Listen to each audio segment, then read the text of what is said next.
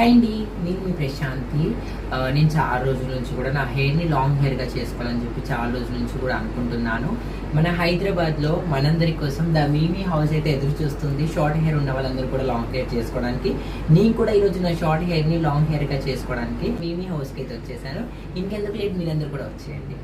నల్లని కాటుక పెట్టి గాజులు పెట్టి గజ్జా కట్టి గుట్టుగా సెంటే కొట్టి వడ్డాణాలే ఒంటికి పెట్టి తెల్లని చీర కట్టి మల్లెలు చుట్టి కొప్పున పెట్టి పచ్చని పాదాలట్టి ఎర్రని బొట్టు పారాణెట్టి చీకటింట దీపమెట్టి చీకు చింత పక్క నెట్టి నిన్ను నాలో దాచి పెట్టి నన్ను నీకు దోచి పెట్టి. అక్క, మీరు ఎలా ఫీల్ అవుతున్నారు? నేను చాలా హ్యాపీగా ఫీల్ అవుతున్నాను, ఎందుకంటే నేను ఎక్స్పెక్ట్ చేసిన దానికంటే చాలా బాగుంది.